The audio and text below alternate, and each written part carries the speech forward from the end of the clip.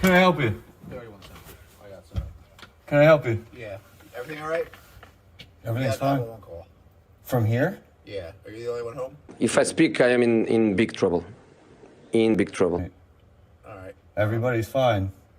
All right. But Nobody called. Somebody called and they said it came back to this address, and it said they told us there was yelling or something in the background initially. Then they hung up and they haven't been able to get in touch with everyone since. So that's why we're here. Nobody called. Everybody's fine. All right. Can we talk to them real quick? No. I said, hold up, wait a minute, something ain't right. No, we need to. Well, you're not. We need to. It's not going to happen. You're not understanding how this works. We got a 911 call from this address. Nobody called 911. How do I know that? What? Bro, what are you talking about, man? Bro, do I have to prove something to you right now? Yes. We have to speak with everyone who lives here to make sure they didn't call 911.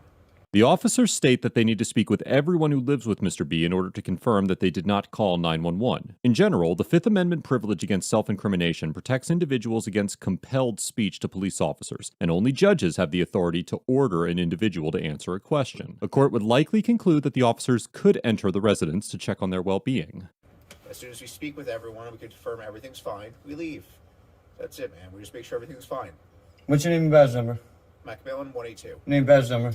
Right there. 189 pivots. Right there? Is that what you told me? Why are you giving us such a problem? Well, because you're over here shining a flashlight in my apartment. You're over here shining a flashlight. Let me finish what I was saying. Into my apartment. I'm in here taking care of Christmas gifts, watching the UFC fight. You guys come over here banging like a bunch of animals. No one called 911, and you're giving me a hard time. You're still shining a flashlight at me. Turn your flashlight off. Turn your flashlight off. You're not understanding how this works, man. Have a nice night, guys. No. They said there was a 911. From whose cell phone? What cell phone number? Do y'all have it on record or file or anything? 732 940 76. 94076. Not my number. Whose number is that? It's not mine. It's 732-40. Mine's is 848-466. No one's phone number here. All right, well, let's get this sorted out then, so we don't have to come back. All right? What do you want to sort out? What have we not sorted out? We sort it. It's a landline, okay? Okay, no, there's no landline here. But there's still one registered to this house. So what do you want me to do for you? So there, we solved with the 911. Okay, so get the out now. Sir. No, sir. You just slammed the door at me. Get the out of the house. You don't close the door on the police. I don't give a You have no right to enter. We do, actually. No, you do. don't. It's a warrantless entrance, so get the out.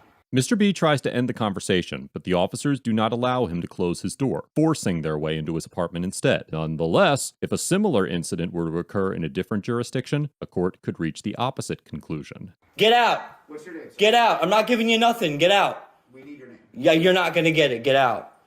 Have I committed a crime? Am I suspected of committing a crime? I have a Fourth Amendment right, bro. Don't trample my rights. You're not going to get ID. Sir, you do have a right. Let's go. We need your name so you can Not going to get it. You want us to record that we were out here when happened? Not going to get it. Okay, so when they call 911 again, you want them to come knocking on your door again. I want to record that we came here, we spoke with you, we confirmed that everyone in the house. Not going to get it. Nobody's number. Not going to give it. That is no longer associated with Not this going address. to give you my information because of what you did with the door. Take your pompous, both of you, get the out of the house.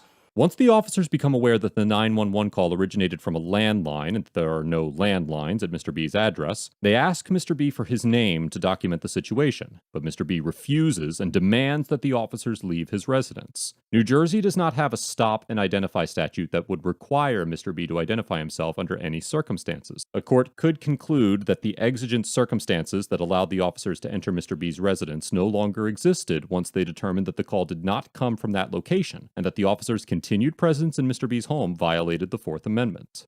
That's it. You me the off when you tried trampling in here. You banging on the door like a bunch of animals. Came in here trying to throw your fictitious authority around. Walking into my house without a warrant. Get the out, both of you. We need your name, sir. I'm not giving you nothing. Get out. I'm not answering any questions. Please get out of my house. You understand why we're here, right? I don't care why you're here. Get the out. Turn that off. So Turn that light off. Let me explain this to you. Jesus Christ. There you go. You see. How many of you does it take to see?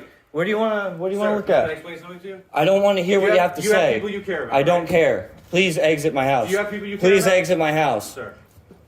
All right. Can they shut the door? Get him out of my house? Not shut the door with me. Well, Okay, then I so- got nothing to say to you. This is my boss, sir. Keep him away from me. What's going on? I don't want you touching me, We dude. don't know what's going on, sir. Yeah, this is all. That's You why- just Hey, man, sitting just here, to- got a bang on the door. I have an internal affairs complaint on one of the sergeants, and now this happens. This is retaliatory. This is another one going to internal affairs. I'm telling you. You guys don't know how to quit. Any of you. Can I explain to you what's going on? I want you guys to leave. I don't Can I care. explain to the two of you what's They going on? don't care. Technically, what you did could have been obstruction. They're here on a lawful police investigation. Then take me for You it. gotta shut the I door. want you to take me for it. I didn't observe it, but from what they're telling me, I'm just telling you technically it is. Okay. Then let's go. I'll take it to court. I'm not. None of you are gonna scare me and bully me. None of you. You guys try it all the time. It's not gonna work. What do you have to say that's gonna justify any of this? I want to hear it. We came out here to investigate a 911 hang-up. Okay. Did anybody call? Have you figured that out? No, we haven't. What?